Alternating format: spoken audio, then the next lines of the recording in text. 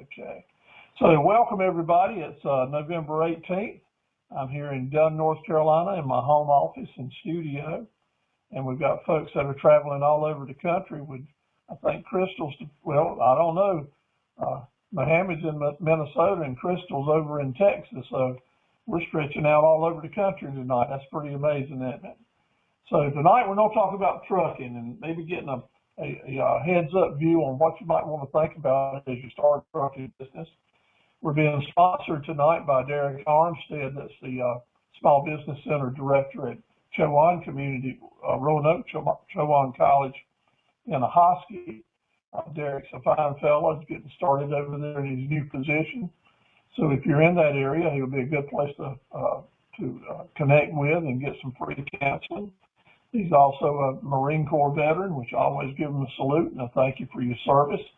I'm a Coast Guard veteran myself, so thank you, Derek, for sponsoring this program tonight. Gary and Mohammed and Tamika, just meeting y'all. I'm Steve Carver. It's a pleasure to work for you. This is my presentation number 927, and well on the way to 1,000, and I appreciate you riding along with me on my little journey. And I consider it an honor to ride with you. So first of all, let me send Thanksgiving and holiday greetings from my entire family, and it's a large one, as you can see, with 12 kids and 14 grandchildren and one great-grandchild. We all send our greetings and best wishes to you and hope you can continue to avoid the coronavirus. My bride Norma and I look over the tribe, and they're going to come and join us next week, so we're looking forward to that for the first time since the COVID stuff started. We have all of our grandchildren here at one weekend. Otis is doing well. I always introduce Otis because he's my sidekick and he's kind of in charge too, so welcome from Otis. I want you to find your chat buttons always with my seminars and give me your email address and your name so that I'll be able to get you into my database and send that information to you. Also would like to have you, if you would, type in your hometown. That'll give me an idea of the geography that we're dealing with. Your email address, just like that, asking y'all to do that. And of course, tonight we're talking about trucking business, but if you have a particular type of trucking that you're interested in or particular questions, this is how to get the fastest information from me is to type in your questions into the chat area. If you already have a website, give me that, your website address. Ask your questions and request all the free additional study guides that you like. I'm happy to share them with you, and there's no charge. I teach 44 different topics. So most business topics, I've got a handout I can send you, something to help you with your reading and to get started. My little story is I've been doing this since I was 12 years old in 1959 and still working on through today. 62 years of being in small business, and almost all that time I've been dealing with trucks one way or the other. I'm located in eastern North Carolina, just above Fayetteville and just below Smithville on Interstate 95. See Interstate 95 going through here. We're right here in Dunn City, little town of 10 to 15,000 folks, but a very busy little place. We're on Interstate 95 and only 7 miles from Interstate 40 as it goes from Wilmington to Raleigh. So we're in a kind of a hub of a trucking area here as well. I've been in the business since I was 12 years old, and except for the 4 years I was in the Coast Guard where I ran boats just like this on the Virginia and North Carolina Outer Banks. I really enjoyed my service, my friendships in the Coast Guard, but was really glad to get out and get back into business. Came back to a tractor business in Dunn that my dad started. And he worked at it for 20 years before he passed away, and I kept it going another 30, but sold it 15 years ago and just started doing internet business. I've had a full and happy life doing entrepreneurship, so I can bring you lots of information. Now I teach classes at small business centers all over the central and eastern part of the state. And we'll look forward someday to maybe actually meeting you at your small business center nearest you. Now my primary business, where I make my grocery money, is I operate my website, carverequipmentcompany.com, We have all types of equipment that goes behind tractors. That's what we sell, and I've been doing this for almost 30 years now. I have probably 50 different profit centers, so we got a good customer base and enjoy a good business. And this is where I get a lot of my information that I can share with folks during our webinars. And I enjoy teaching most of all. I'm honored to be a part of your journey. I consider it a privilege, and I get my gratification comes from seeing y'all move up to the next step and get your business started. So I'm here to help you. If you ask the questions, I'll do all I can to help move you to the next level. But I am not a lawyer, and I am not a CPA. So I always recommend to you that you get second or third opinions before you make any major decisions for your financial security or that of your business. And the small business centers at the community colleges are really good places to get suggestions. Okay, we're getting some background noise. I don't mute some microphones. Okay, all right, that's it.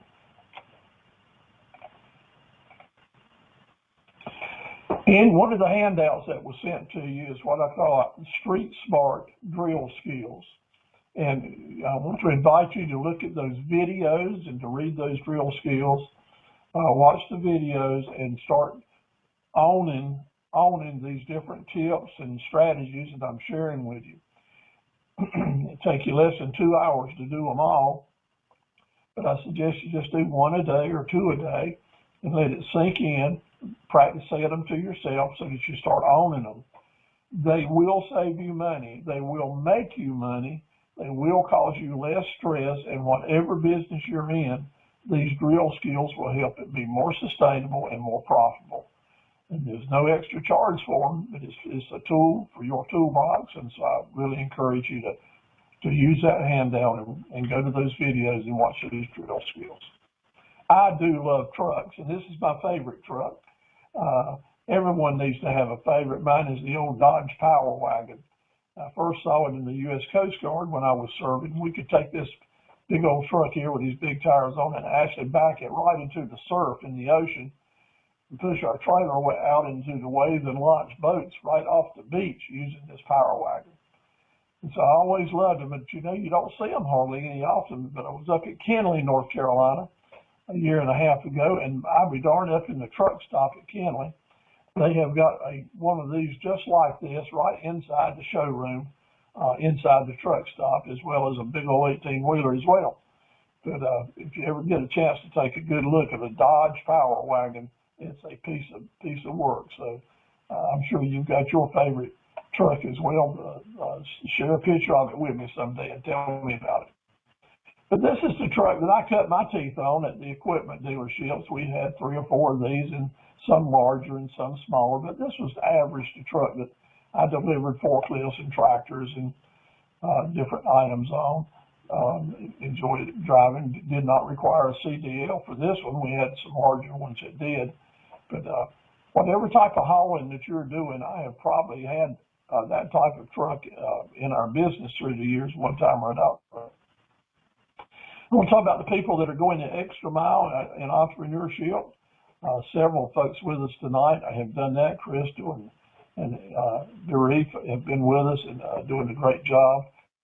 Just talk about a few. This is Tammy over here, and this is Shirley. Shirley has been driving now for about 8 years. She started through the Small Business Center. Now she's working really hard to get her become a broker. I've been working with her one-on-one, getting her business plan together, and she's coming along real nicely. Tammy's an entrepreneur down in Wilmington who has a sign shop, and Majestic Sign Shop, and she helps and works with a lot of trucks, put letters on their trucks and such as that. So if you need someone to help you with your lettering on your new truck, then Tammy would be excellent. Just let me know, and I'll go get a quote for you. Here's Crystal. She's on the road tonight. She's between Texas and the West Coast, learning about her trucking business, getting started. She also wants to start a brokering business, so she's out on the road learning the ropes, meeting people every day, and that's the key to getting your broker business started, is making those contacts. Every relationship that you can start is someone that can send or give you business sometimes. So welcome, Crystal, and congratulations on graduating from our academy earlier. I'm very proud of you, and you're doing a great job. Also, Valerie's in the trucking business, and her trucking business is transporting people. So, you know, this trucking has a lot of different directions that you can go in. But Valerie has been coming to the seminars now for 3 years, but it's just getting her business started this fall. She wrote me an email today and said that she's getting booked up now for a couple of weeks. I'm really happy for her. You know, when you start a new business and you see for the first couple of weeks that you're really staying busy, it makes you feel like it's been worthwhile. You feel more secure at your work. Since we're being sponsored by folks in the Ahosca area, a special shout out to Barbara Archer, who's got a gift shop there in Winton. I want to encourage you to go by and do business with Barbara. She's a mighty fine lady, and got some neat stuff in her gift shop there. And Anna in Murfreesboro, she works at the libraries there, does a lot of craft work, and she started an eyelash business. So if you'd like to get in touch with her, let's do that too. So I've got a lot of good friends up in the northeast corner. I want to say to you that I'm doing something for the first time this year. Usually the webinars and seminars shut down during the holidays between Thanksgiving and Christmas, or they get real sketchy. But I had a lot of you, matter of fact, a couple of you on board here tonight that have asked me to spend some extra time on a few special topics. So starting next Tuesday night, and these every Tuesday night through the holidays, December 21st, I'll be online, basically working for myself. I don't have a sponsor for these, so I'm just here offering it to you free of charge. Next Tuesday, we're going to talk about how to price your products and services. The next week, just some real basics on how to start an internet business. I'm just helping you get a good idea how to jump into that. On December 7th, we're going to talk about customer service, things that you can begin reading on and studying on so your business will be better at customer service. And then on the 14th, the incredible power of hospitality, because it's 60% of the reasons that customers come back to you is hospitality. And then on December 21st, we'll just kind of have a holiday night, talk for a couple hours about how to reconnect with our customers after the holidays and after COVID-19. So I hope y'all all will join me. This is the first time I've just done it on my own, and try to give some folks something worthy to listen to in case you want a holiday from the holidays. You can come and spend a couple hours with me on Tuesday nights. And then in January, actually on January 13th, we're going to start our Academy series again. That'll be 7 parts, 2 hours each. So it's a 14-hour Academy training course that you can get a nice certificates for if you meet the qualifications. And again, it's starting Thursday nights from 6 to 8. So I hope you all will plan to join me there. Send me an email if you'd like to, and I'll make sure I get you all the links where you can hook up for it. This is going to be sponsored by the Small Business Center in Clinton, North Carolina, Sampson Community College. But you can see that we'll start on the 13th, and then every Thursday night we'll go through pretty much all the really important subjects that you need to know about to get a business started, and plus a whole lot more. So I really want to encourage you to join us and tell other people that maybe get ready to start a business that's available, and we invite them to join us as well. I've written a book on how to start your own trucking company, and it is available to you. It's a very low-cost book. And all you have to do is go to Amazon.com and then just type in books, Anthony Steven Carver, and you can see it right there. Your study guide tonight is a very much the same part of the manuscript that's in the book. The book has a whole lot more details, information, and ways to help you get started. So let's get started. Let's get this roadmap started to a different kind of trucking business that you may be wanting to start. First of all, let me say, the trucking business is really exciting. Everywhere you look, there's trucks, and you know what? They've got to be there because they're so important for our country. Nothing that we buy or use, almost nothing doesn't come through us by way of a truck. So it's so very important, but the industry itself has been around forever, and it goes up and down. But what I want to tell you is your trucking business can probably do really good right now, and maybe even through this year and next year. But how well trucking businesses do depend on two things. Number one is to strengthen the economy. As long as the economy is going strong, trucking business will be strong. However, if the economy gets soft, trucking business can get soft really quick. And when that happens, when the economy starts getting soft and the demand isn't here, now there's high demand now, that's why we're having inflation, but if the demand backs off, the big trucking companies will start lowering their prices enough to get pretty much all the good business and leave what's the scraps left just for the small companies. So I really want to let you know that you always know that business comes in cycles, and it never stays up on the high road. There's always dips and valleys in it. And so that's really important part of my job tonight is kind of like be your grandfather and tell you what some of my experiences have been and how to avoid some pitfalls. But whether you're operating your trucking business with a pickup truck and doing hot shot loading, or whether you got a fleet of 15 dump trucks or tractor trailers or reefer trucks, makes no difference to me. The same basic fundamentals will apply to the smallest trucking business or the trucking business with the smallest trucks that do with the trucking business with the largest trucks. So you may be really well, and several people have told me the past 3 weeks when I've been doing some trucking seminars in person and around, that look here, I'm really good at driving this truck and I know how to run that truck, but I have no clue about how to run my business. Matter of fact, there were some people at the seminar Monday night down in Wilmington at the trucking school down there, truck driver school. And a lot of people were in there and said they used to have their own business and it just flopped. And they had to give up their business and just go back to driving because they didn't ever learn how to run the business. So you guys are here and you know other people that may need these same lessons. My job is not to teach you how to drive that truck. I'm going to give you some tips to keep you out of trouble. But my job is to encourage you to do what you need to do to get your business started. Now, in your handout, there is this list of 15 things that's kind of a checkoff list. And these are things that are related to having your own business up and running. Some will apply to all of you. Some of these items will not apply depending on what type of business you're in. But I've given you a checkoff list in your handouts, plus a lot of other information that I'm not going to talk about during the presentation tonight, but it's there for you. And I want you to read through it. If you're serious about getting your business started, you need to at least read through that, make some notes. If you have questions, send me an email, and I'll respond back to you, get the information to you that you need. Some of these items, you're going to say, well, I just don't know much about that, Steve. Well, I'm giving you reference points of places you can go on the internet to learn more, or indeed you can send me questions, or it'll help you find a fantastic experienced operator that you got. So it's a risky business. There's a lot of risk involved in owning your own trucking company.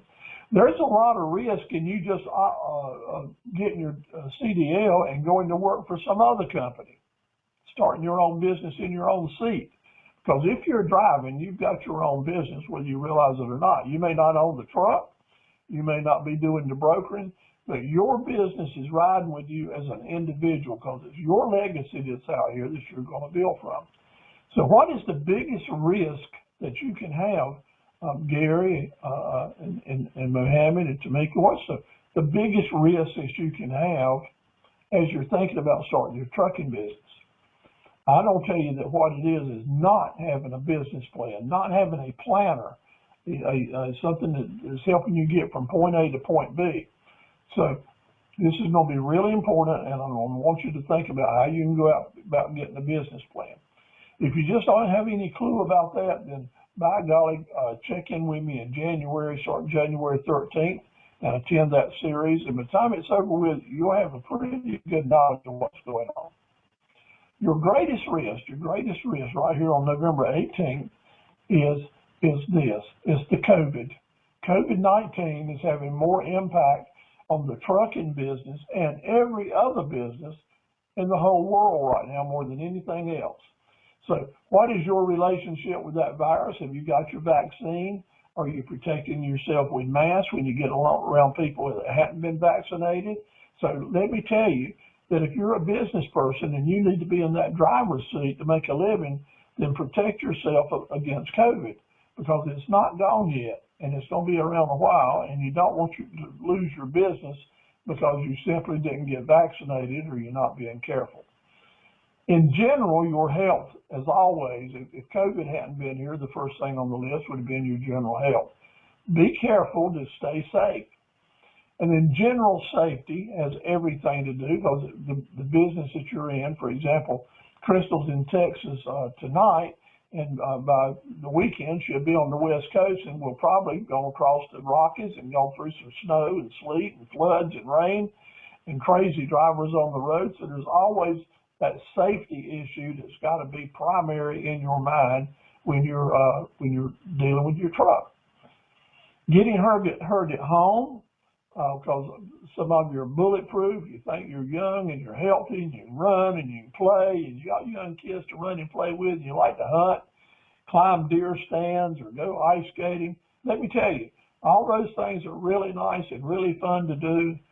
But if your activities, athletic-wise or exercise-wise, or just what you're doing around the house, is going to get you hurt, so that you can't drive the truck or stay in business, it'll put you out of business. So think right now, and I'm 74 years old, so I can tell you, look over my glasses and look at you and say, you are not bulletproof.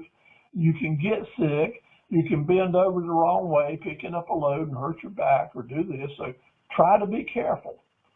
But mostly, I want to tell you, don't get hurt on the job.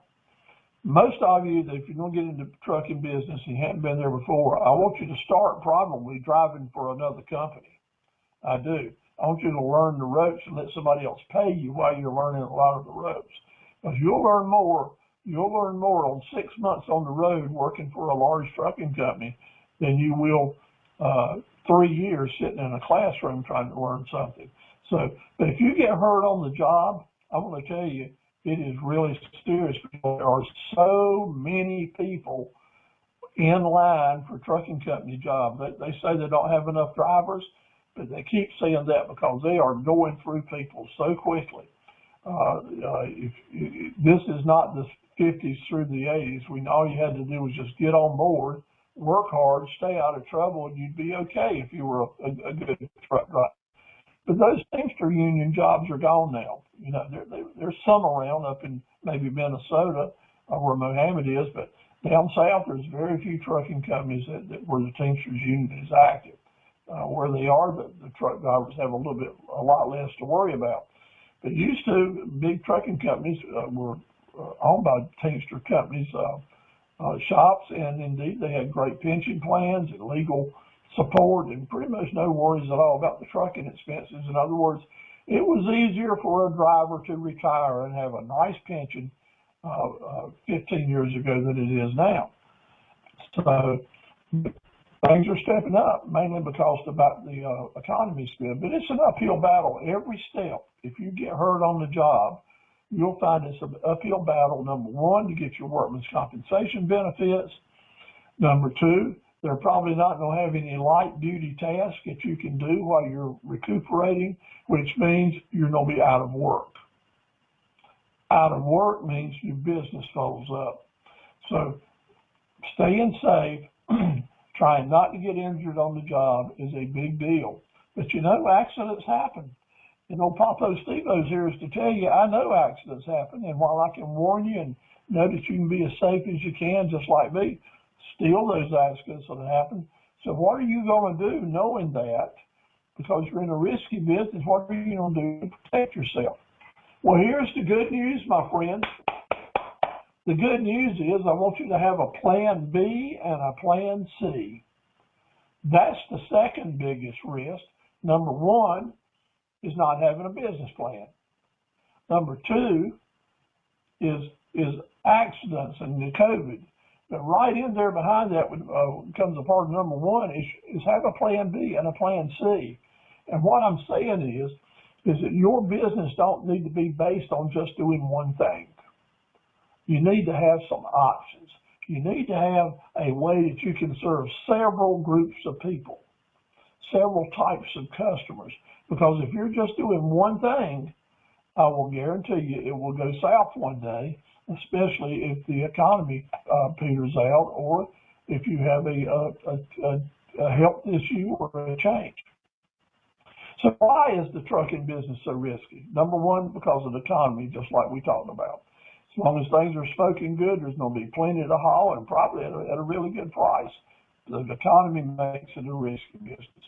Fuel prices, as we're finding out the last 3 weeks, can make it a big risk also, because nothing can change the welfare of an independent trucker like the cost of rising fuel costs, right? I mean, it can make a big difference. It can turn chicken salad into chicken something else really, really quick. So you really got to protect yourself. And if you're doing contract work, make sure it's based on a certain fuel price. So if the prices go up, you'll get more money. And if they come down, you'll be willing to take a little less. But make sure that you are not basing your livelihood on fuel prices that are set, because the tricky part is they change often, they change big time. So regulations make this a tricky business too, and we're always going to have regulations in the trucking business. We'll talk about why in a little bit, because the business is so important to the nation, and there's so much money at risk. So the regulations make it tricky, because if you're not on top of them, then you're going to be in trouble. And then accidents play in. Wherever the wheels are turning on asphalt, there's a chance that there's an accident waiting to happen a mile down the road.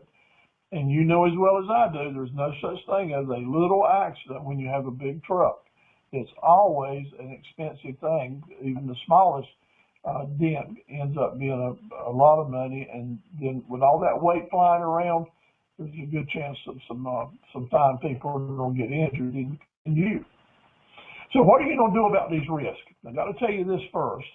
Going into business, because I want you to be careful and take baby steps, you got to have your insurance in place. You need your insurance in place. And you got to keep safety first. And we need the right broker or the right employee in your business to stay on top of things. In other words, someone needs to have their radar on all the time about all these other safety and risk issues if you're going to be out on the road looking after the truck and the customer and the loads. Someone at the business needs to be looking after the business. But the right broker is going to be so important for you, especially as far as your financial income. So what is my answer to 99% of the risk issues related to someone that wants to stay in business a long time? And the answer is so easy. So I want you to underline this, Mohammed and Gary, underline this: diversity to stay alive. Diversify to stay alive. The type of trucking business you're going to get into is going to be so important for you. Let's pick a business that can do several things for different groups of people. Smaller operators can protect themselves by going after niche markets. And that's a really smart thing to do. You can get a certain type of hauling equipment that can haul one type of loads, and also maybe be suited for another niche market. And then you, by diversifying, can have the loads to carry for different people, create personal relationships, and then move on with keeping your business going. Jimmy Packer's joined us over from Burgaw. Jimmy, glad to have you on board tonight. Thanks for joining us. Also, in your diversifying, buying wholesale and selling retail. If you can figure out a way that the items that you're hauling, especially on backloads that you're bringing back, that you can get items to bring back to your other businesses, so you can bring them in freight free and buy them wholesale and bring them to your location and sell them retail, that's a whole different way of making money. So someone that's in a rural area, and a lot of us are here in Eastern North Carolina, let's say we got a couple of people from Burgaw, Clinton area here. Let's say that you're driving a truck and you're hauling out of the Burgaw area over to Tennessee or up north. Keep in mind, as you're riding by businesses and other places that are selling things which you have an interest in, what could I possibly be picking up to backhaul back home? what could I bring back home and put on my sales lot or on my internet site and sell products as a second business, a plan A or a plan B. Now, I know this may seem a little weird to you, but let me tell you, through the years, a lot of people, a lot of truckers work for the big companies and they drive those big trucks, but they're also always working for themselves with their own niche market business all the time. And let me tell you, that is a way to make some significant money and put aside a nest egg there. So I call that the side hustle. Being in the trucking business is one of the best businesses that you can keep a side hustle alive. It's kind of like being a fireman. It's kind of like being a barber. There's a lot of businesses out here that that you can do have a really good income with your main work, but because you're seeing the world or you're seeing a lot of people in the nature of your business, you can start a second and a third business very easily and keep the dots connected and make a lot of money by doing that. So how do I know that? Well, I've had 12 businesses through the years, and I've got a high school education, and I know it can work because it works for me every day, and it's working for me today. Today I had a great day with my equipment business, and tonight I've got the privilege of working for you guys. So you can do the same thing, but you got to be hungry. You got to want to do it. Side hustles.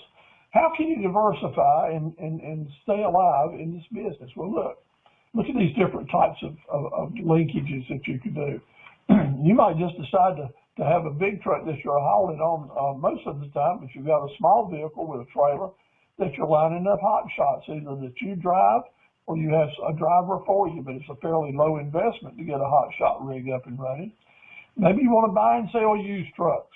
Always have an extra truck for sale. That gives you an opportunity to put another load on the road possibly. Several of you, and even tonight, we've got some folks that are in the towing business that are on board with us tonight. And there's, 50 different types of towing customers that you might hook up with. You can sell trailers and campers or haul boats and car haulers or horse trailers.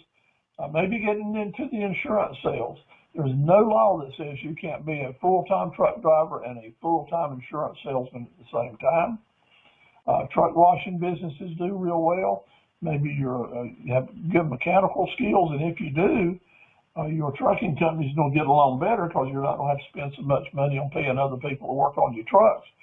Or maybe you'll hire mechanics to do it, but you don't need to know the deal. And moving people, you've got the license to do it. All you need is another qualifier on that driver's license, and you start hauling people around. The way you can do signage on the side of your trucks, maybe make extra money by advertising for other people while you're driving. Doing cleanup and detailing is a good profitable business, as well as storage, and then handling truckload sales for other people.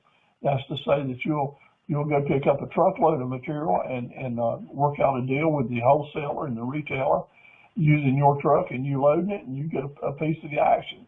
Like these big furniture trucks you see outside of furniture stores, or mattress sales, or pine straw sales, or lawnmowers, whatever it is, you can be the middleman with your truck and trailer. In other words, you would have an extra trailer that you can set up truckloads, different types of truckload sales, and get a piece of that action without taking hardly any risk at all. Just some idea, no extra charge now for this, no extra charge. So you're brand new. Let's just talk about what is a trucking business all about. After everything else is said and done, here's what it is. Someone is going to bid on the job. That is, I'm going to tell another person, a shipper, how much it's going to cost them to ship a load from point A to point B. And that price has to be negotiated, and you have to make the sale. So if you hadn't done any negotiating or forecasting or deal closing or such as that, then that's another reason to attend the classes in January, because everything is not based on the lowest dollar. Yeah, in the big rigs and the big brokerages, sometimes it comes down right to dollars and cents and nothing else.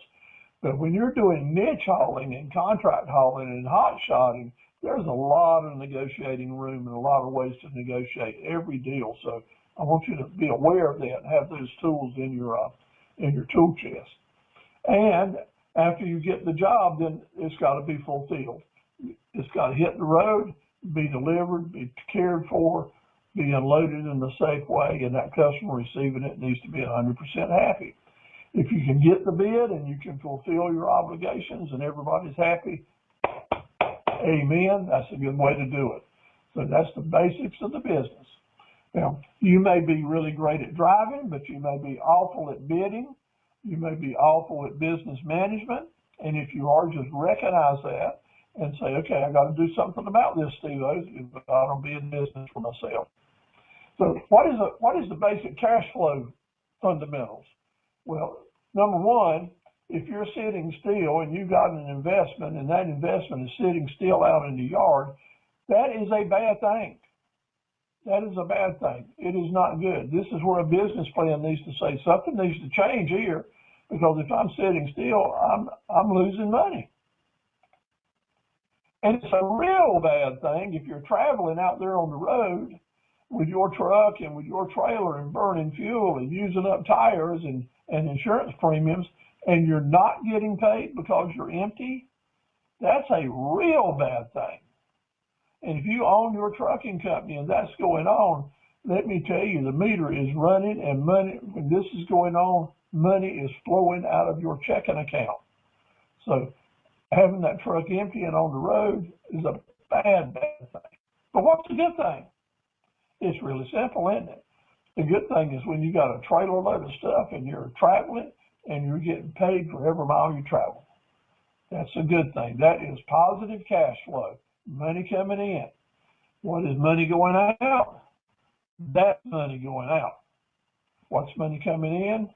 This is money coming in. Traveling with cargo and getting paid. That's what we're after. That's our goal. So why are there so many regulations? And man, you know, we could be on air here for 15 years and never talk about all the regulations that truckers have to deal with. But I want to tell you, you're going to need to do some reading and do some listening, or have someone in your organization that's staying on top of it for you, because regulations are going to be here for a long time. And the main reason we need them is because your industry is the national defense of this country. Yeah, the troops overseas, they don't get bullets and biscuits without truck drivers hauling the stuff to the ports. And they don't have ammunition and they don't have equipment without the truck drivers hauling the stuff to the military bases. And we don't have food for our national defense, just eating, looking after our common needs, milk and bread. If it wasn't for you guys, we would not have anything to eat in the stores. So the country, the government can't take a chance with losing the trucking industry because it's so important for us. And the good thing about that is that means that they're always, one way or the other, looking after your business. And we know that every wreck with a big truck usually has a big problem related to it. So there's got to be a lot of regulations about safety. It just comes with it. 90+% of the damages that is caused to our asphalt roads and bridges are caused by really heavy vehicles riding up and down the road. And of course, most of those are heavy hauling trucks. So to protect the investment in our infrastructure and our bridges and highways, got to be a lot of regulations. So don't be a negative person and saying that all regulations are bad and we shouldn't have any, because we got to have them. So just get used to them, or live with them, and know that we don't have to do that. And when we go by the truck stop here close to my house right here, when you go by that truck stop, there are so many hundreds and even thousands of trucks in that parking lot every day. And you just ride around out there, I do sometimes, as I know y'all have, and just are amazed with how many different options that there are for you. We got a lot of freedom right here tonight. And you wonderful folks thinking about getting started in the trucking business, you've got a lot of options. So that's my job tonight, is make sure you don't have borders on it. But before you jump in, I want you to consider what it's going to take for you to protect your time and your money and your energy. And I'll say, just like you're doing here tonight, start researching all the different aspects of the business type that you want to go into, and also start researching what your inventory is on business skills and what you need to improve. So I'm very fortunate and glad that y'all are here tonight, because this is a good place to get started. As you go up and down the road, you'll see a lot of businesses that have trucks out beside the road. Look at this, and owner-operators needed. Now, this truck is less than a mile from my house. I live right on Interstate 95, just across the bridge from the Room to Go warehouse in Dunn. 1 million square feet. If you hadn't ever been in there, you ought to check it out if you have a few minutes and you're coming up by exit 75. But Rooms to Go, they bring owner operators in all the time to pull their loaded trailers from point A to point B. Now, I understand they always have work to do. I also understand that they don't pay the biggest prices, but they've got some people that hang with them really steady, because they are steady payers and they pay you right. And maybe this type of hauling suits you just fine. Or it might be a plan B. You see what I'm saying? Maybe your plan A is not working out too well, or you've got some extra time, then roll into a plan B, hook up to a trailer, and keep making money, so that as you're rolling, you're making money instead of sitting still not making any money. There's two kinds of independent trucking companies. So y'all listen real close. There's not but two kinds.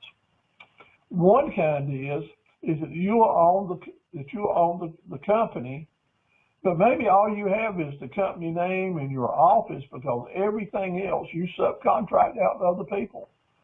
Maybe you subcontract your drivers with their own trucks, and you just have your office and you have a broker you work with. You can have your own trucking company and not own a truck at all. You can have your own trucking company and never own a CDL license yourself. See, as this way, you're just a business person. You're the owner of the company. You can hire as many subcontractors with independent truck drivers and their own equipment as you like, and then find a broker to help you run your business too. Normally, this type of operation, you would be your own broker. Now, I think that Crystal Fuller is with us tonight. She's driving out in Texas, and she's learning all about the aspects of driving and making contacts. Because if you're going to go in this type of business, which has an interest with Crystal, she'd like to be her own broker and then hire you guys to drive for her, and everybody makes a little bit of money. But the key here is you need to have your customer contacts.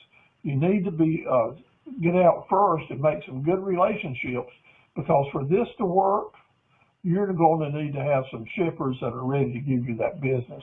In other words, like in all other businesses, it's not what you know, it's who you know.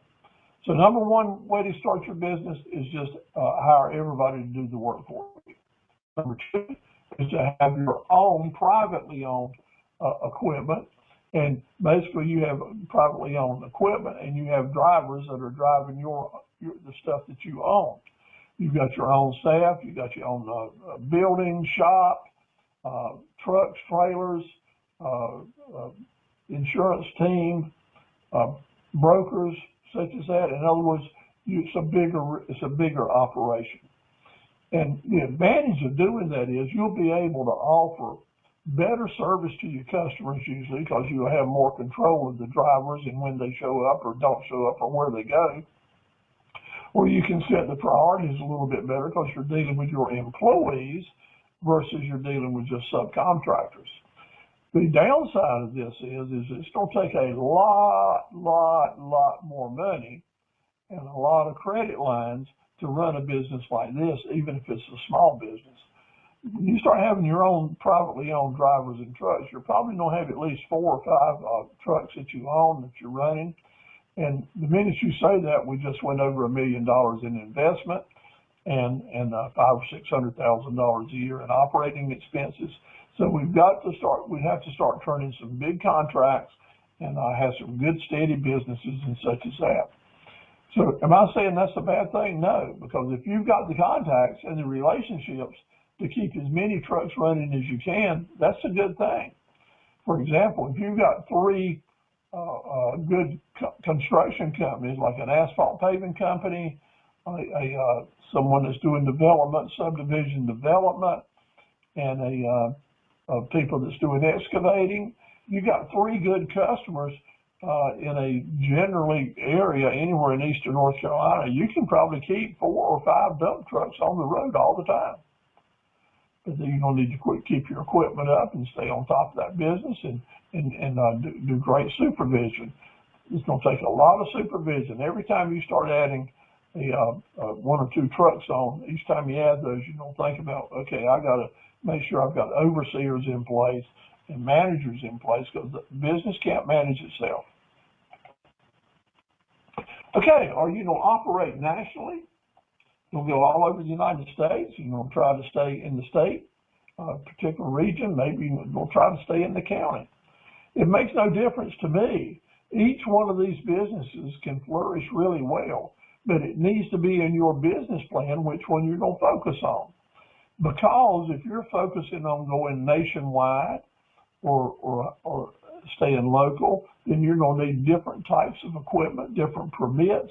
Each one of those means that your business plan will be different, because you'll be spending different amounts of money if you have your own business. If you're working for another company, they've got somebody else that's worried about those exact issues, and all you're worried about is finding the load and getting it from point A to point B. And that's just fine. But if that load, that business goes south on you, what are you going to be doing next? And that's where your plan B and plan C come in. The different types of freight that you're going to haul, and they're classified as LTL, which is less than a truckload, or a whole truckload. Some people haul nothing except truckloads. Others will go around from place to place and pick it and fill up the truck at a number of different stops, and then start delivering it and dropping them off as they go. And then there's air ride truckloads on it. Let me tell you who uses a lot of these. Of course, it's the furniture and the electronic industries do a lot of these. People that have really specialized equipment. So if you got air ride type equipment, you would be more apt to be able to pick up some specialty hauling. And every time you put the word specialty, and the larger that S gets, the bigger the dollar sign gets as well. Air freight's a whole industry in itself, where the people that just pick up at the airports and then get that freight out in a hurry. That's a type of expedited freight. It pays more money. And up around the Raleigh-Durham Airport, the Charlotte Airport, there's people that work for those individual airline companies, and they got really good contracts and do really well. But again, that's making those personalities work.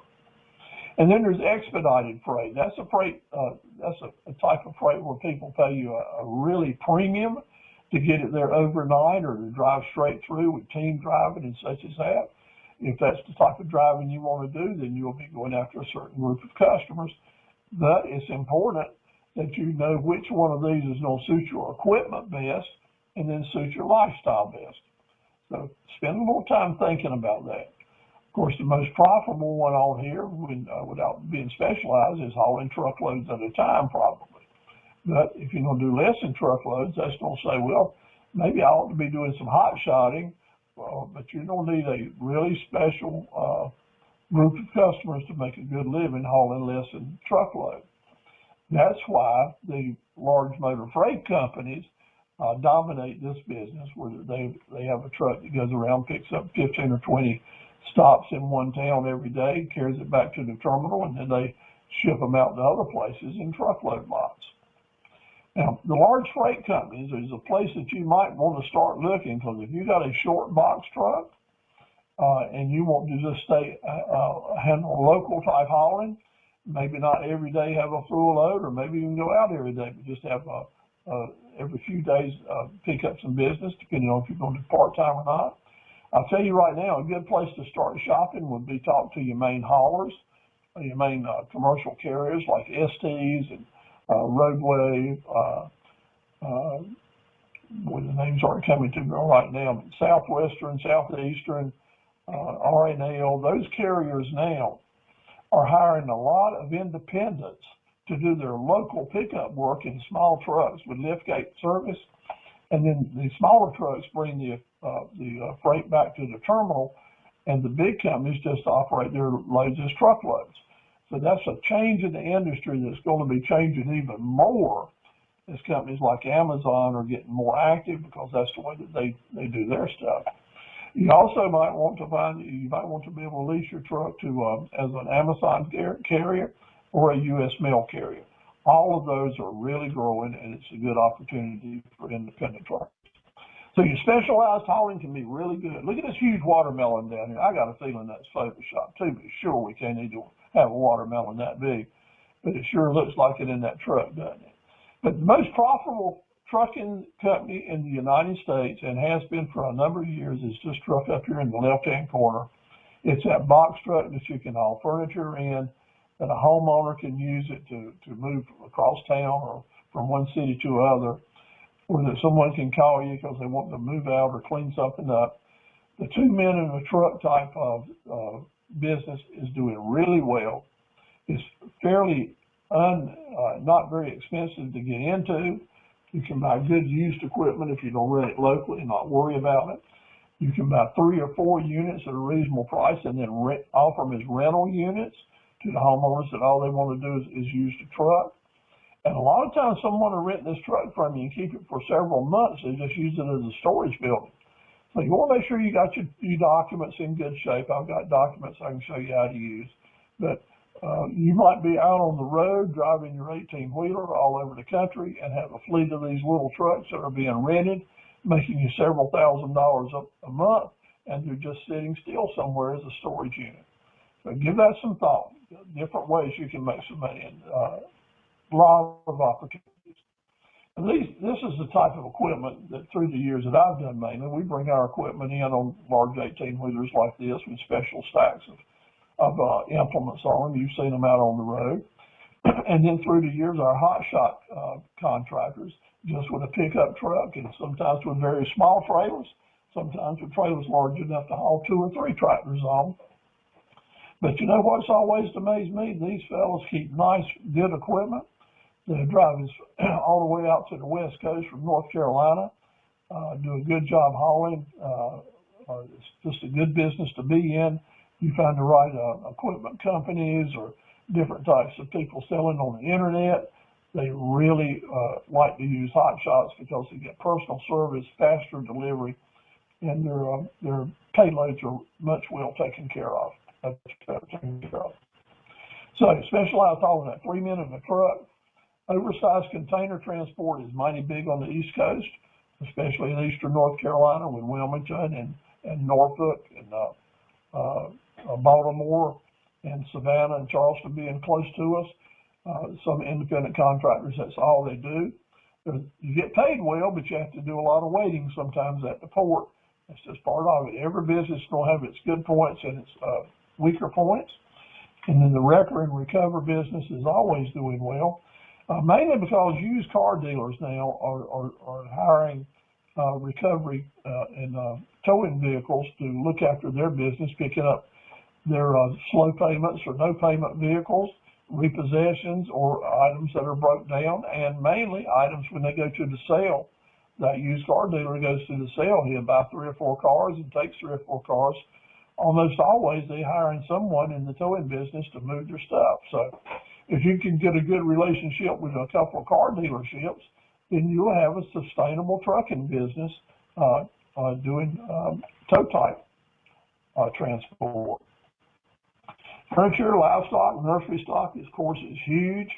Agricultural areas in this area with swine, with poultry, with horses. A lot of that going on in this area, and there's a good demand for it, for independents as well as people, as well as driving for Smithfield and Brown and all the other large companies that are crisscrossing eastern North Carolina. The logging industry is steady. I can't say that it's strong, but it is good and steady. Building supply business is steady, and general forestry, other items, is steady. These folks are looking for new drivers with good equipment. Oftentimes, everyone on this list will furnish you the trailers and maybe even the tractors. If you have your own tractor, you would just pull other people's trailers. This is what's happening right here in the state. A lot of business to be had. Just a matter of you making those personal contacts to get an established group of shippers that are working with you and for you. It's not going to be what you know. You'll learn that in the truck driving school, but it's who you know that's going to give you these hauling contracts. Niche markets, even more particularly related to security, boating, luxury cars, hauling military ammo and military gear from Sunny Point down close to Wilmington and all the military bases in the eastern part of the state. They have specialized haulers, and when you get in touch with the right equipment folks, they will give you lots of good steady business because they want to find someone they can depend on that's not going to take many risks with their stuff. And then lastly, I need to mention, you as a truck driver with credentials, you get a CDL. You already know 99% of what you need to know to get your people carrying license so that you can drive trucks and buses and tours for families and charters. You're only just a few hours study away from getting those licenses. And indeed, they can be those side businesses for plan A and B for you to help keep the money rolling in from 2 or 3 or 4 or 5 sources while you're on the road with your major rigs. So in the handout, one of the handouts that has been sent to you, and if you didn't get a handout, make sure over on the chat board that you type in there, Steve, please send me the handouts. That's one reason I needed your email addresses. Please send me more handouts. I'm giving you a handout that's got 50 businesses listed that you can start with $100 or less. 50 types of businesses you can start with $100 or less. Now, I'm not offering this to you so you'll go out and start 50 new businesses. I'm offering it to you so that you will look through that and see maybe some types of businesses that, number one, you could start and add to your trucking business. Or number two, businesses that you know of people doing this or that you can approach them and see if they wanted you to do some of their hauling for them. Because the most profitable trucking businesses are those that are serving small business. That's right. Those that have their good group of small business accounts that they can depend on, because when you're rolling, you're going to be making money. Okay? So look over that list, and also it might help someone else who's trying to figure out what type of business they'd like to start. We got to have the right equipment. Isn't that a pretty rig right there? I just love that color, the way they got it cleaned up. We need the right equipment, and you're going to need to secure the right equipment, and that is a major challenge. Whether you're buying a used trailer or not, or a used tractor, sometimes buying used is exactly the right way to go because they'll haul stuff just as good as new stuff does. But you want to buy stuff that you make sure suits your needs. Now, one of my clients through the years, I showed you Shirley's picture earlier, she found this trailer, the one we're looking at here, that was a great buy. It was a steal. And she looked it over, and the tires on it were good. People had a very reasonable price on it, and she went ahead and bought it. And she noticed when she bought it how they had reinforced the inside of the trailer. It was set up not to be damaged. It looked really nice. But when she got it home and loaded it, started to put her first load into it at one of her shippers, and they went in and tried to put 2 pallets side by side, they wouldn't fit. No, the used trailer, someone had put 3/4-inch plywood down the sides, you know, the rub rails where the forklifts wouldn't tear it up and the loads wouldn't scrape up the trailers. But that plywood was just thick enough that it took up enough space that she couldn't put 2 pallets side by side at her first customer. Now, you talk about a disappointing young lady. That was very disappointing. Trailer's fine for a lot of other stuff, but she wanted to haul pallets of certain sizes. That trailer was just useless for her. So when you're out shopping for used equipment, make sure you know what loads that you want to carry and exactly how wide it needs to be. That is sometimes 1/4 of an inch can just kill an investment or not. So just a little bit of word to the wide there. All kinds of stuff in the used market that you can buy. Some of it's easy to find, some of it's not. But determine what type of hauler you're going to be and then go for it. And don't buy a specialized hauling trailer like this unless you are reasonably sure that that's the right thing you need. Maybe all you need here is a hot shot single deck trailer that you can haul 3 cars on if you're going to be serving used car dealers in the local market. If you're going to be hauling for the manufacturers or the car plants, yeah, you might want one of these because they're filling them up for dealership delivery. So we're driving, and there's so little difference in driving a bus and driving that truck. So you can hire a really good bus driver. You can own the vehicle because you got the maintenance shop, you got the tires, you know what keeps it running good. Maybe you got the financial security to buy one, make the monthly payments on it. Well, you find a school or a business or an amusement park or an area that needs shuttle type service. By golly, you can get your little business started. For 26 years, I worked with the shuttle companies at the North Carolina State Fair, and they leased tractors from me. I gave them tractors at a bare bones price to pull their trolleys around. And we had a really good relationship. I got tons of free advertising for my tractors. They got an easy pull for their trailers. They hired the drivers, and they never had an accident. And so there's lots of different ways that you can consider making some money moving people. It might even be that you have a group of vans that can be used for camping, or vans that can be used for short hauls or for short deliveries for local business people. Again, you can be out on the road, but you can own rental trucks that are sitting there. And as long as they're sitting there, they're not costing you a lot of money as long as you didn't pay too much for them. But when you do get to rent them, hopefully every day that you rent them, you'll get to make a monthly payment with that day's rent, at least with 2 or 3 days rent to pay the monthly payment. And therefore, eventually, you're going to have a really good, safe investment that's still making you money. It's a gift that keeps on giving, so give it a little bit of thought. And of course, your good towing service. This is our good friend Rayford Wells over in Clinton. Rayford had a great job with Smithfield, but he got hurt on the job. They didn't have any light duty work for him. He couldn't go back to work for a couple of months, so he was basically out of income.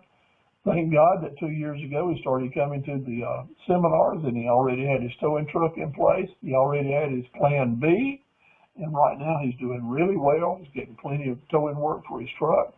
Plus, he's got another side business where he trains horses. So if you got a horse that needs training to do those tricks like the ones that are doing on Yellowstone, that's my favorite thing on TV now. Rayford can help you train your horse over in Clinton. So when you're buying your equipment, you need to remember that maybe you say, I just can't go out and buy stuff because I don't have the collateral or enough money to pay for it all, and the banks won't lend me money as a small business. The good thing about buying the type of equipment that y'all going to need, most of the people that sell it, if they're a regular dealership, they'll have their own finance companies that are working with them. So you can buy something from them, and with a reasonable down payment, they'll help you get the financing in place, and you won't have to come up with those extra large down payments or with a whole lot more collateral. That's the good news. So I want to give you that. If you need more information about how to approach that, I'll be glad to help you with it. And before you buy any used or new equipment, find an owner-operator. Find an owner-operator that's got the same type of stuff, and just bend their ear for a little bit. Go to the truck stop, knock on the door, say, will you just talk to me a few minutes? And usually people that are resting over at a layover, they're happy to help other people and tell you what it is. Some folks will tell you maybe a lot more than you wanted to hear, but listen, if they're trying to help you, that's a good thing. So don't be afraid to talk to some people. I even know a young lady that's starting a brokering business, and indeed she wants to learn it all. She's been out on the highway for several weeks, almost a month, learning and making contacts in all different situations. That is a good situation to do that. Always go for the best deal. Whatever you're buying, be willing to negotiate. Just don't pay the asking price up front, but learn to negotiate and have a plan B so that you always know that you can buy something at a certain price, and then you go out and start shopping for that same thing at a lower price. So do you know the different negotiation strategies and tactics? I bet you don't. Maybe you think you do. But in week 7 of our Academy series in January and February, I'll do a lot to teach you about negotiating and getting the best price and how to close the deals when you want to. This is everything to do with not only buying the right equipment, but when you're negotiating loads with a potential customer, that's important too. Now, depending on how much startup capital you got, and you want to start your own independent business, maybe you already said to yourself, well, I want to have 3 or 4 dump trucks, or I want 1 or 2 this, or maybe a dozen of that. That's my goal. Well, it's fine that that's your goal, but let me tell you, when you actually start spending that money and see how much startup capital it takes, how much startup money it takes, you're probably going to come back to my line of thinking, which is to say, let's start small. Let's add to the fleet as each truck starts making money on its own. That's a safe, smart way to do it, because indeed, I don't want you to get into it so deep that you can't get out of it in case the bottom falls out without taking a lot of risk, okay? So let's talk about some other points that will apply to all businesses. There's a lot of do's and don'ts about being in business today. And if you're ready to jump out into the public domain and start recruiting business from a lot of different customers, then you're going to need to be introduced to the internet. And that is really, really important that you understand that. Whatever your business is in 2022, it's going to have an internet connection. If you're just a driver for another company, or you just got your truck and you're doing independent hauling with your 1 truck, you're going to be on the internet every day. You're going to be looking at the load boards, at the weather charts, at traffic issues. So just know right now you need a really good computer, a laptop possibly, a telephone that is smart, and learn the basics on how to get the information that you'll need in the trucking industry. So just know that. Now, in next week after next, on Tuesday night, I'll be giving a webinar on the basics, the very basics about getting started doing business, getting started selling on the internet. And this is where that plan B and plan C comes in. Maybe you don't need a website for your independent trucking company right now for your 1 truck. But if you have a website, you would be able to help that business. And if you've got a website, it will be a good place to generate the other types of businesses that you might start, so that they can start earning some money on their own. And we'll talk about that week after next on Tuesday night. So I hope you'll be with us as well. So let's get started. Let's get started. I want to tell you that you can write a business plan. There's 7 essential sections about writing a business plan. They're all talked about in your handout. And if you don't have these handouts, just ask me to send them to you. And your business, when you first get started, you don't need 7 sections to your plan. Maybe you don't need 1 or 2 or 3. But if you don't have a large business and get started, we can handle large and we can handle small. We might keep it as down to 1 or 2 pages, or you might need 25. But whatever it takes, you need that business plan to avoid unexpected expenses and pitfalls. They are out there. Now, if you don't own your own company and you're driving your own truck out on the highway, you don't have a lot of exposure to accidents, which means a lot of exposure to legal issues, people suing you. So you will want an LLC. You want to become a corporation. That's called becoming an LLC. That's not a hard thing to do. You can get it done in 1 day, just a few steps to go through. It's not something you need to worry about now. When you're ready to do that, you'll take 1 day with your bookkeeper or your lawyer if you don't use a lawyer, and you can get set up with your LLC. Move for that. In our Academy series on week 2 and week 1 both, we talk about how to get incorporated and do's and don'ts about doing that. And I can send you a detailed study guide that just gives you lots of information there. Insurance is a must. As important as the fuel that goes in your tractor trailer, the insurance certificates that you have with it are just as important. Number 1, the first time you go through a weigh station or you get inspected or try to get licensed, or you want to haul for someone, or you go on a load board and you want to pick up a load, everybody is going to ask you about your insurance coverage. And it's going to be current and in place, or you're not going to be in business.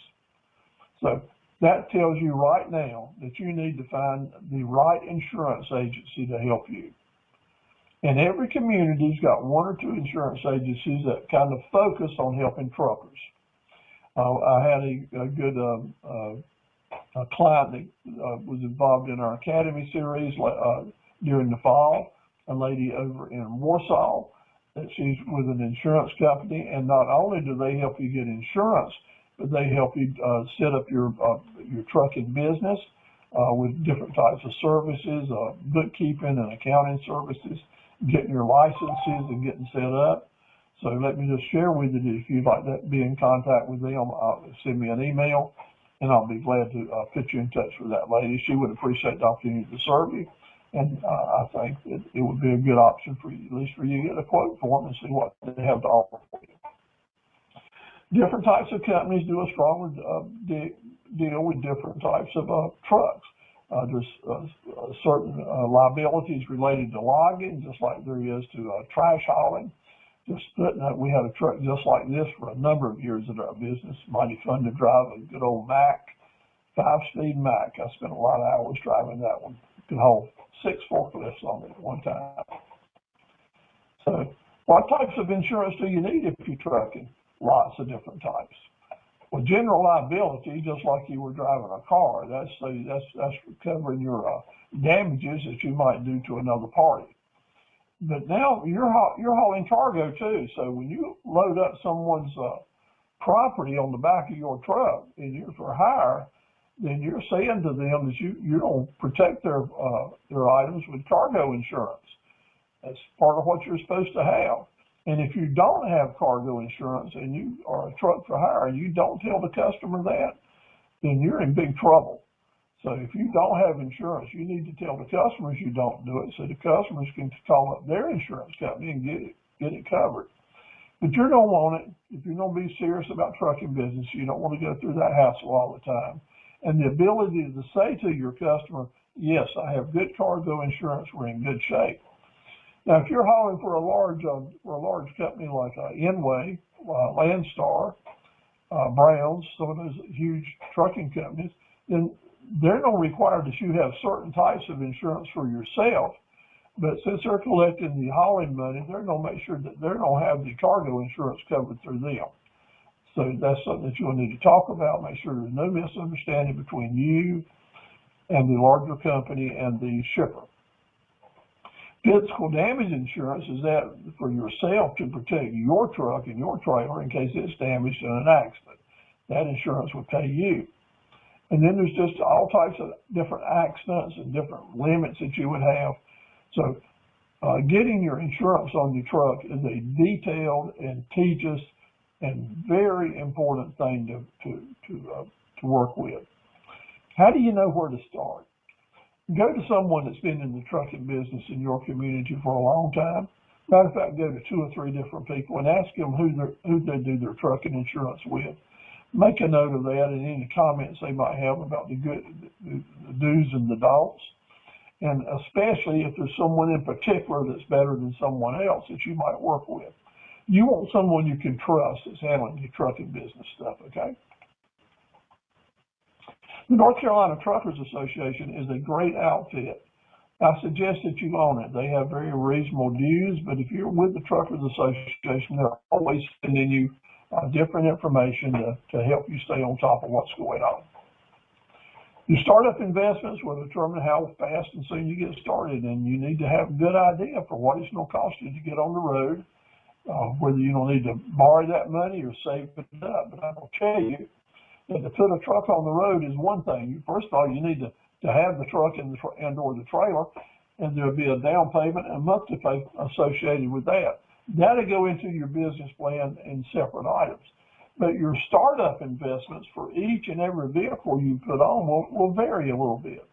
Now, here's an example of startup investments that you might have just to put a good-sized tractor trailer on the road. Notice the biggest figure on here is insurance, $8,500. And that can vary, but you know what? For the year's premium, it's probably going to be about that much. But whether or not you have to pay it all up front or not will determine on one important thing, or 2 things actually. Number 1 is your credit score. The lower your credit score, the higher your insurance premium is going to be. So if you need to start working on improving your credit score, you can do it every month. Do a few things that'll help. I've got a study guide I'll be glad to send to you that'll help you with that. Also, your insurance companies may let you pay maybe $2,500, or $3,000 up front, and then the balance of the annual premium you pay in monthly payments as they come along. But you have to be ready to make these payments. You got to be ready to buy those license tags and you get your DOT numbers and all the other things. So any of you guys that have a lot of experience in the trucking business, if you see some things that are wrong on my startup investment sheet here, I'd appreciate maybe you've got some personal experience of things I need to add or subtract or change on here. Please send me a note. I'd like to keep this as up to date as possible. I updated it at the first of the year, but I know things have changed a little bit. So you got somebody that said to you, look here, Jimmy, if you'll go ahead and get your truck, I've got $305,000 I can pay you in 2022. If you'll get a truck and a trailer and all my stuff, I'll pay you $300,000. Well, that sounds like a great deal, doesn't it? And it does. So I don't say, well, Jimmy, go on out there and buy that truck and trailer and let's get ready to rock and roll. No, I'm not going to say that either. I am going to say, let's make a business model, a revenue model. This will become one of your profit centers if you do it. This will be profit center. We're going to call it truck number one. And let's compare the income it's going to bring in versus what the probable expenses are. Because the nice thing about trucking, there's enough experience out here and you can talk to enough people to come up with some really good estimates on what your costs are, provided you know what the weight is and how many miles you're going to be traveling. This person is offering us $2 a mile, $3 a mile for some of it, $2 a mile for some rest of it, and probably at a certain gas or fuel price. That could vary, and this is just given to you as an example. But you'll be able to figure out what your driver's compensation is for the year, your fuel costs, tires and maintenance, your cost of doing business to see what's left. Every good business plan is telling you what's left. That's when you subtract your expenses from your proposed income and you see if you think there's a decent profit left. That's the way we go about it. And your vehicles might be different, have some different costs involved, but also you'll be able to see that you have got to run that vehicle X number of miles a year at a certain rate to generate a certain amount of revenue to be profitable. That's how we put together business plans for folks in the trucking business, no matter what type it is. So you can use this as a good guide to get your ideas started on how you'll do your business plan. And hopefully you'll come back in January and you can apply these different profit centers and make it happen. Fuel cards are going to be very much a part of your business because the fuel card is like having a cash account that you can use when you're out on the road.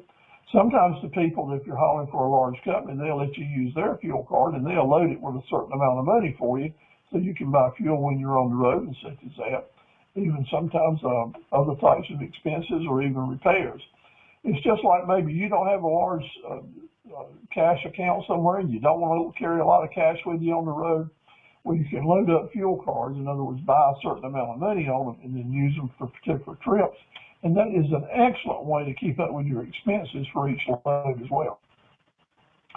Lots of places you can go for finding out what's going on with regulations and filings. The North Carolina Department of DMV, they've got an excellent website for commercial trucking. I want to encourage you to visit their website and click through it. Lots and lots of information and helpful hints for people getting started. And they answer a lot of questions for you too. Regulations, filings, and safety audits. The biggest risk you're going to take is having an employee that is off, an employee that is has a drug or subsistence problem. You cannot afford it, whether it's your brother, your sister, your daddy. No one can be working for you in your trucking company that has a serious or any addiction problem, because if they do, one, if they have a wreck, they'll put you out of business. Two, they have a wreck, somebody's going to get hurt or die, and you're going to feel awful about it. Or number three, you're just going to cause so much damages, you'll be sued and lost your business altogether, or people won't work with you anymore. So you cannot put up with this. You just have to agree and have in place random drug testing all the time, and drugs and abuse and substance abuse do not mix with the trucking industry at all. Now let's find our customer loads. Marketing fundamentals. When you own your own business, it's up to you to help customers find you. And 3 Tuesdays from now, we're going to talk about how to help customers find us, and that's a real important seminar. I'd like for all of you to attend it. So to start with, we're going to create that marketing plan. We're going to name our truck. We're going to name our businesses. We're going to talk about the slogans and themes and logos and different images that we'll use to put our business out in front of other people. How are you going to find loads? How are you going to find loads? Some of you are brand new, have no clue about what goes on. Well, on the internet, there's this thing called load boards. And large companies like J.B. Hunt, Landstar, and such as that, they'll have clients that'll call them in and say, I've got a load that I need to have picked up in Massachusetts and send it to California. Well, on their computer screen, like you're looking at here, they'll tell you where their loads are in certain states and where they need to go. And then you get to bid on how much you will charge the customer to carry their load from point A to point B. Now, you may already have a load to pick up in the place this thing is going, so you've got a really good reason you will give a better rate to get out to point B so that you can bring something back home that's already waiting for you. So load boards give you the option to bid on rigs. There's a TV show that you may or may not have seen on how the hot shots bid on different loads. Basically, you're doing the same thing with an 18-wheeler trip. Your shippers, my friends, here's the deal. If you don't have your own business, you don't need your own shippers. You don't need to know people, have personal relationships. And that's why it's important for you to be able to introduce yourself, have a business card or a brochure, have a website with a sale page on it, so that you can have customers that I like to call the low-hanging or the ripe fruit. You know, if you're going to pick apples, you want to pick the ones that are hanging now low or that are ripe and ready to pick. Same way with customers. You want to get those customers that are close to you and easy to talk to, and you go knock on the doors, meet them, and let them know that you're here and alive and would appreciate your business. Personal relationships is your key factor as an independent, to have your independent shippers working for you. So you'll look at your local shippers, people that are manufacturing and shipping out of your local region. Look at them eyeball to eyeball, let them see what you look like, you understand about them, and you go to them where they are in business, show them your vehicle, talk about how you're ready to do business. And number one, tell them you're hungry, and make sure they know you got the right insurance and equipment in place, and you've got enough experience to do it right. Have a few references for them if you can. But have your business cards ready, some brochures, and hopefully you're going to have a website and a mobile page so that after you leave and they are thinking about giving you some business, I'm going to tell you, people will go to Facebook or go to the internet and type your name in just to see what kind of good or bad reviews you're getting from around the world. Almost all business people check out anyone they do business with on the internet before they move into a relationship with them. So that's why you want that website, so that the internet gives the message that you want given about you, says the things and shows the pictures and talks about your business in a way that you designed instead of the way someone else designed that has your same name. Now, having the right broker and broker relationship is so important, because they're going to collect the money that you get, and they don't take their deductions.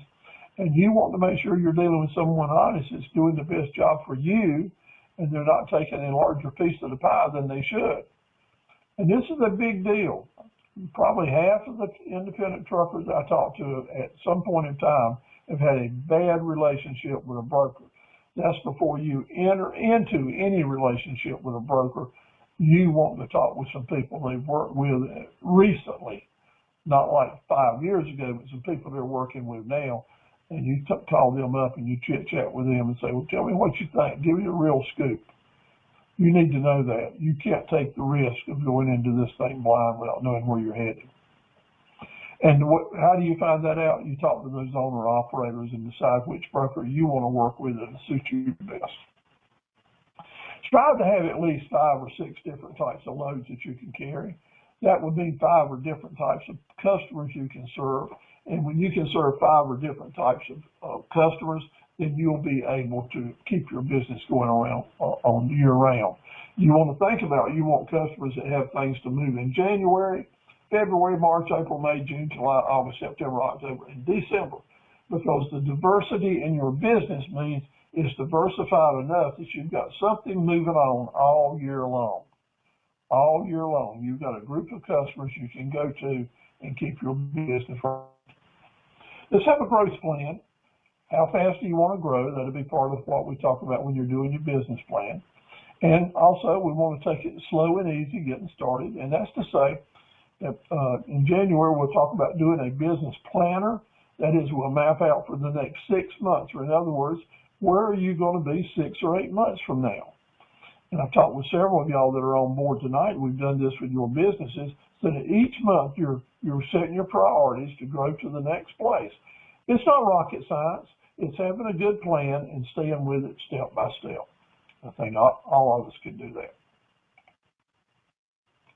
I know I'm talking fast and covering a lot of ground here, but the time that's got allotted and what I need to say to is important. So again, make notes on your handouts. If there's particular questions that you want, send me a note on. Or if you want me to include some part of this in one of my next seminars for you while you're thinking about it, I'll be glad to do that. As long as you're seeing it's important to you, I'll put a special note into a seminar we're doing in the next 2 or 3 weeks and make sure you know about it, and we'll talk about that particular question. Risks are going to come, so have those risk management tools to make sure they don't put you out of business. We have to be thinking about customer retention. These relationships I've been mentioning is when you meet a shipper or you meet someone that regularly gets freight delivered to them. It's not your job just to make that delivery and then get in the truck and leave. What your job is now, that since you've been to this webinar tonight, is to make that delivery, make sure they're happy, learn somebody's name and email address at this location. Who is it that makes the decisions about freight coming in and freight going out? You want their name and email address, because that's when you stop becoming a truck driver and started becoming a business person. You want to be feeding your database with who you're going to be doing business down the road. And having those email addresses gives you the opportunity to send emails to folks and stay in touch with them, let them know that what's going on with you and that you would appreciate some business from them. You don't have to stay in touch with folks usually 9 times. You'll have to have some type of interchange 9 times before they'll start giving you business on a regular basis. So just know that's very important. Customer service and writing down the customer's name is the way you're going to retain them. The way you're going to keep them once you know them is your hospitality. The different things you do to make them feel good about doing business with you. So that when you pull away from the dock, what they're going to be saying is, man, I really enjoyed working for them. I think we can depend on them every time. Now, three weeks from now on Tuesday or 4 weeks from now on Tuesday, we're going to spend the whole seminar talking about how you can build more hospitality into your business. So I hope you'll get that. Now, I got some help from Crystal Fuller, who's with us tonight, because I asked her to help me come up with a list of things that people that are new into business, what is the most risky time that you face when you're new into business? You've been driving around North Carolina and you know your local roads and local shippers and everything's been going pretty darn well. But let me tell you, when you start hitting the road and you start crossing a lot of state lines, like Mohammed and Crystal are doing tonight, you know, one's in Minnesota and one's out in Texas headed across the Rockies. When you start crossing borders, things start changing. So I enjoy getting these pictures of Mississippi and Wisconsin, Florida, all over the United States and Canada. When you start crossing those state lines, it's time to get nervous if you're in the truck driving business. it's time to make sure you've got your stuff together. Because usually after every state border crossing, we got one of these guys waiting for us, a weigh station, and getting on over in the right lane. And I remember when I was driving with my company before my dad died, I really got nervous when I had to pull in the weigh station because I didn't know a lot about Monday Green. And pulling up through those lines and looking at those older fellows out there who knew a lot more about the trucks than I did, well, they knew 1,000 times more than I did. And I knew they could make me pull over and have to wait a long time to get something straightened out. I was really nervous. And you should be, because it's more tight now than it used to be. Scales and how you distribute your loads, that's something you've got to know depending on what you're driving. It's so important because they got a way to check you wherever you are. And then there's traffic jams when you start crossing state lines. New construction on the state borders. It seems like there's always more construction on the borders than anywhere else. And it can hold you up for hours, make you late for an appointment somewhere, put you a day or two behind on your deliveries. Yep, it's called that supply line problems, and that's whether it's at the ports or on the interstates. These traffic jams are part of our supply line problems that we're having. And the low bridge, let me tell you, it is not a fun day when you find a low bridge with a high trailer, is it? No, you just have to know that they're there. And so what do you do when you get ready to cross borders? By golly, you pull out your maps and you check with some things and know if you got some low bridges ahead of you so that you don't end up like this poor fella. Crossing borders. Let's make a short list of hot issues, and thank you, Crystal, for helping us come up with this. First of all, we need to make sure we got all of our safety equipment, our flashlights and our batteries and our road atlas, especially now that we're coming into winter and shorter days, more dark and shorter days. Make sure you got plenty of flashlights, batteries, and you got an atlas. Update your travel logs before you get to the border. Make sure your inspections are good. Make sure you got a good lock on your trailer. You know where the key is because people love to break into trailers. Make sure your fuel cap is locked. That's a checkoff list that you want to do. Know the state laws that you're getting ready to go into and know the maintenance issues. So you can Google a lot of these state trucking laws or at the truck stops. Talk with some experienced drivers that are used to traveling in those areas. Ask them what's new and what's dangerous. Make sure that there's some bridge work ahead that you're aware of it. Did you know if they're doing a paving job under a bridge? I learned this the hard way. Put a new coat of asphalt under a bridge, it raised that road up about 2.5 inches. I found out like the hard way one time hauling a forklift. I delivered it on the old pavement. When I went back to pick it up from the customer and bring it back home, they had paved the road, and I carried that same forklift under the same bridge and tore it all to pieces, the forklift that was, because of that pavement, and I wasn't aware of it. I should have been, I know, but I wasn't. So I pulled it on through and had a lot of the insurance bill there. How much does your truck weigh, considering how much fuel you're carrying? You know, there's some roads and bridges you're not supposed to go across if you weigh too much. And sometimes if you got your truck topped off with fuel, you'll weigh more than you're supposed to. And if the weightman catches you, that little mistake's going to cost you a lot of money.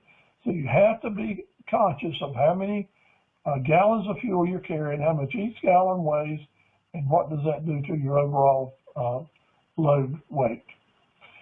Weight limits on the secondary roads and the major highways you're pulling off the interstate. You need to be aware that when you pull off on a smaller road, that maybe the weight limits are going to be different. DOT and insurance requirements at the different border stations may vary, so you don't want to be surprised there. What types of payloads and permits do you have to have in different states? One thing you can carry in one state okay without a permit, you cross the state line, you're supposed to have something different. You need to know that before you get there, don't you? Road construction and fuel prices are big issues. And now that they passed the infrastructure bill for the next 4 or 5 years, there's going to be a lot more road construction and a lot more detours and miles. You got to take those rest stops, right? You got to know when and where your fueling opportunities are. And now that winter's coming on, there's going to be some bad weather driving. So you might want to be more concerned about, or you don't have a place that you can pull over. And always look for different ways that you can get out of a traffic jam. You got to stay looking ahead, especially on the winter highway that we're facing.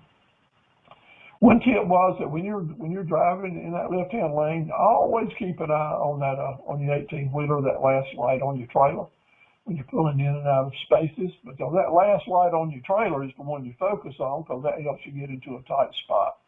Old timer told me that the other day, and Crystal reinforced it as well. Do you know your trailer number and your tag number? Do you have it written down in your pad or in your vehicle? You don't get to a place one day when someone has stolen it, or you'll be in an office and someone's going to ask you about that with your insurance. It's good for you to have all those details written down on a paper or in your telephone somewhere in a file, so that you can come up with your different trailer numbers, tag numbers, vehicle IDs, and things like that. If you got a reefer truck, the key word is keep it pre-cooled. You know, you don't need to pull up to pick up a load and then find out that your trailer's hot, and you got to sit there for several hours and let it cool down before you can load it up. And you do need to let it cool down to make sure you're protecting the load that you're carrying. So always remember to pre-cool and be in a position to do that. That was a great tip, Crystal. Appreciate you sharing that with us. If you get ready to shop for trucks, let me tell you, after all the floods that we've had during the last few years, you really look for rust. Before you buy a truck or a trailer, you crawl under it. You look for all the spaces where rust may be an indicator that it's been involved in a flood. That may be the reason it's priced low, because everything on it's starting to rust, including the wiring and the lights, and the brakes, the springs. Rust is a big enemy. And you know what? Whether it's the coastal area with salt water, more damages are done in the north with the salt on the highways. So rust is a big, big enemy for a new entrepreneur who don't really know how to shop for a vehicle. Make sure that you know how to look for that rust and pass by it when you have to. And number 20, wherever you're going, in the back of your mind, we got to get back to that square one, thinking about cash flow. Have you got a load you can bring back? Are you looking at the load boards, figuring out what you can pick up once you drop this load up, that you can pick up something and make some more money with it? That's the key to being profitable. That's the key to putting away some good savings as a driver. You know, I'm hearing the terms $120,000 for an independent is an average annual income after expenses, and that's pretty darn good. Well, I'll tell you what, it's pretty good, especially until you start dividing the number of hours, the number of miles, and the number of risks that you took. So what's going to make that more easy to swallow is you find all the loads that you can to bring back at a decent price. And that's where Plan A and Plan B can pay you the biggest dividends. Because if you're bringing back loads and you've got established people around the country that you can usually find a load for in a day or two, and you can bring that stuff back and either sell it wholesale or bring it to someone that'll buy it with you and sell it when you get it home, then you're opening up a whole new avenue of ways to make money. The competition is tough. There's no doubt about it. But the biggest competition in your life, the biggest competition is not the other freight companies, it's not the other independents, it's not the other freight haulers. The biggest competition is the priority that you set in our sales. How are we handling our own distractions? If we are our distractions in front of us getting our business started, are we just floating down the river, taking it one day at a time, and if this thing comes my way, okay? Or do you have a planner and a plan? That planner and plan help you pick out the priorities that you need to put in place and then start working on them. You can't do them all at one time, but we have to have the priority list to help us move to the next level. And I got to say to you, when you're keeping your standards high, I'm not saying that you need to be buying the most expensive stuff or spending money that you don't have to keep standards high. No, I'm talking about the way you think and the way you do to go first class and to go safe. Then you're keeping your standards high. And in the long term, that will pay you some really good dividends. So present yourself professionally. look good, talk good, learn how to introduce yourself, have that business card and brochure. Make sure your equipment is clean. It may not have to be new, it may not have to be shiny, but it does need to be clean, and it does not need to be leaking. Because if you roll into a place and when you pull out, you're leaving leaks behind, people are going to notice that, and they're going to take names and make sure you're not invited back. A key ingredient is that always you're being the very best person that you can be. And that's so easy to say, and you know what? It's pretty easy to do too. Smile a lot. Be friendly. Shake hands. Let folks know that you are proud to be a part of this universe and proud to be in the truck driving world. In other words, let your light shine. Let it shine. Like it will. Like a truck out on the road and all the lights are burning and it looks like a holiday event going down the road. When people see your face and your demeanor, if you've got that same type of look and let your candlelight shine, folks will feel better about doing business with you. When you pull up to a dock and unload that dock, now y'all listen to me, y'all that are on the road tonight, the next place you go to, be so friendly with the first person you meet there that's receiving freight. Let them know you appreciate this opportunity to serve them. Ask them who is it there at this business that you need to know to stay in touch with to get some more loads in the future. And if you've got a friendly, shiny face, smiling and trying to help them, they will help you too. It's the key now is who you know that's going to keep you in business for a long, long time. So let your light shine and make a world of difference. Fight the distractions. Be the best person you can be. Keep your standards high. And indeed, you'll be off and running. That's just all there is to it. Now remember, in January, we'll start our 14-hour course, 7 sessions online. Even if you've attended them 2 or 3 or 4 times before, always welcome to come back, because each time we do a new series, I change stuff in it and have new information in it every time. Send me an email. Here's my email address. Send me an email and say, sign me up, and I'll send you the information how to get there. And it's free. There's no charge for the course, for the study guides, which are like books, and there's no charge for the graduation certificates as well. We're just glad to make them available to you, because that's what we do. That's what we do.